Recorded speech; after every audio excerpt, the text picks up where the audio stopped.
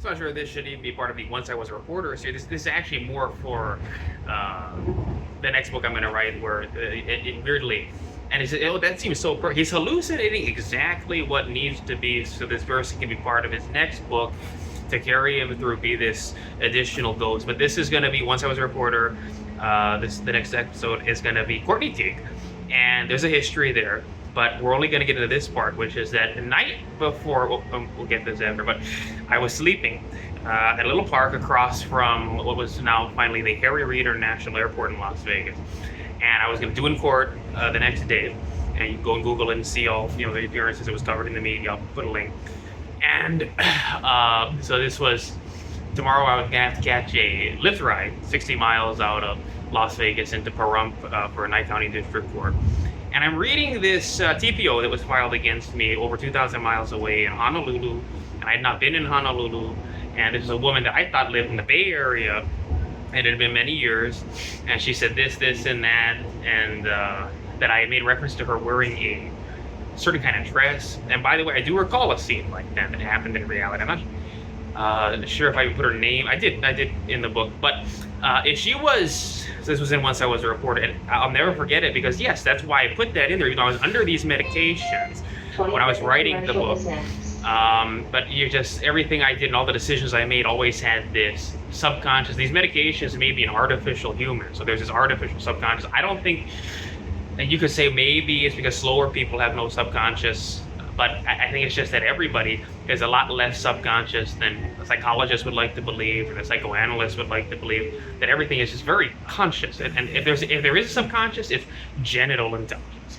But yes, I just knew I had to put these things in there because one day it was necessary. Or, just psychically new, let's say. And so I stopped taking these medications in 2018, and I went back and I read the book, and I guess I had the hots for Courtney Teague, is why I put her in there, because looking back on it, there was just something I couldn't do when I was on these drugs. I should have thought to myself, just try to be a little more playful with her, get your arm around her or something like that. But she had a Michael Kors purse. It was just one of these little things, just too obvious. There's no way it could be true. But she drops something, bends over, picks it. You know what it is. It's like, just to be a little playful. You could have turned it into something. I should have easily been able to do sexual with Meakalia Previch-Liu. Let me put it that way. It's just reality. And you go back in time, of course, I was on these drugs that it made me 400 pounds, that made my penis the size of a pencil eraser. But like I said, sex is necessary. You take upgrade after upgrade after upgrade. But now we are disembodied from the genitals, and things are serious. And I'm about 7+ hours away from a Lyft ride that could be my last for a while, because they might take me to jail, and I'm doing court. And I'm reading this TPO that's filed over 2,000 miles away in a place where I haven't been. I thought she wasn't, but apparently she was moving back there. Maybe this was just her way of announcing I'm going to be able to afford to move back to Honolulu. So she was not living in the Bay Area, or had been living in the Bay Area and moved back to Honolulu, but all water under the bridge. So I felt Meakalia Previch-Liu, and she was a succubus. And I remember on these medications, but I might have had this experience had I not been on these medications, just more vividly and more consciously and been more lucidly dreaming at the time. But I did remember when I was going through all of that, the year among giants that I talked about Once I Was a Reporter, that what Meakalia did for me, because we could never touch each other, is she installed a succubus, so that even though I wasn't going to be able to have the necessary sexual experiences as your traditional college student, I could still learn all the material and be experiencing humanity, through masturbation to thoughts of a girl that had a little bit of a Canadian twang, I guess, because she lived in the Great Lakes area or had some connection to the Great Lakes area. But when she finally moved up to Leland, now Michigan, she fit in perfectly there. In fact, I'll link to where she is talking. You can hear her voice, Meakalia's voice. Just recently, she was talking on NPR or public radio segment from up there in that area in Michigan. And so I felt her tentacles that were attached to areas in my torso and different chakras start to delatch. And this succubus that she installed in me when she had psychically whispered in my ear after that moment where the connection wasn't made, and she turned the other way and left, and I really didn't know at the time I wrote this book.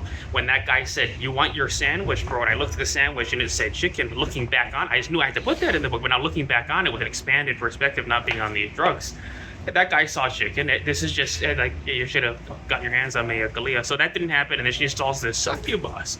So I could continue learning because sex is necessary, but I wasn't going to be able to have it. And she understood something about me cycling. She called herself a gypsy. And she had this, like I talked about in the book, Harley Rae Jepsen, red hair. But now Courtney was going to install a succubus. And so I felt the tentacles delatch and it flew away to Michigan. And as I read this document, as I read this TPO that I'm going to link to for you from the Honolulu District Court so that you can read it, every single paragraph in this TPO installed a new, like, octopus tentacle of the Courtney Teague succubus into my chakras. And she was now going to be with me no matter what. And so I got the lift ride before sunrise, and the sun rose over this, you know, regular, it wasn't like a nice Tesla or something, it was just a crappy old car into Pahrump. And they took me to jail, and it was going to be, as it turns out, 2.5 years. Well, if you add it all up, 2.5 years that I was incarcerated between mental wards and inside of the Nye County Detention Center. But due to her philosophy English succubus leeching off of and into my chakras, as it turns out, I had with me a book that I'd stolen so I had stolen a book, and everything that happened when I was in jail, I had a book called The Norton Anthology of Western Literature. And finally, about a couple of months in, a jail guard that was a Nye County Sheriff's Office deputy, they were using as a jail guard there, named Deputy Autumn Chafee. I think she was from Texas or something like that. And so I put in on the tablet a request for, please grab that book from my personal property. And I'm putting in for it. And finally, one morning after breakfast, and we're going to have to talk about the problem with jail food, is you start not to be able to shit good. I have to shit really good. You can't shit good on jail food. If you don't have supportive family or people that'll put stuff on your commissary, you can't buy peanut butter. Number one thing people like in there. And so you're not going to shit good, and it's really bad. And you can't do the exercise you need to do. I got to shit good, exercise a lot, eat a lot, exercise a lot, and take really good shits. And I did take a really good shit. I'm going to show a video of it and talk about needing good shits tomorrow.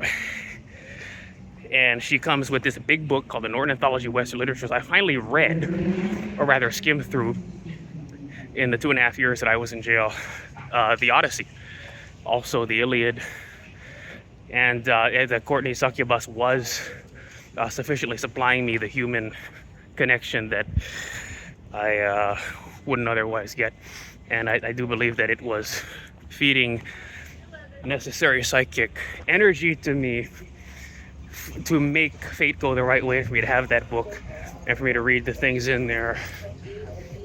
I was able to sufficiently absorb so many things that I should have been able to read, but under medication I wasn't. During my time in college, I kind of left with a reading list. And the story behind that book is I stole it from the mental institution. So, but I was able to get a hold of that. And thanks to Courtney's psychic energy. And I don't want that succubus to ever leave, but when it's time for the upgrade, it's time for the upgrade. And there's a unique thing in psychic religion about surrogates, twin flames, and soulmates. And the beauty of it is that, like LGBT, you can't quite extricate them from each other. It's just these manifestations of lights and forms of relationships.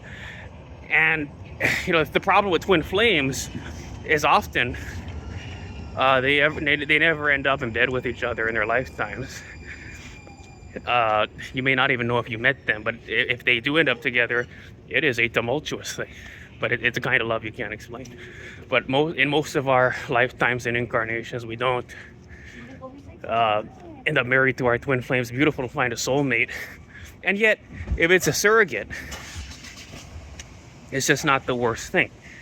And again, the beauty of this is, as you start to understand this and think of ways to incorporate this into literature and write about people that might be practitioners of a psychic religion like that, or that adhere to these kinds of ideas, especially, a karmic religion style reincarnation, or just reincarnation as New Age believes in it.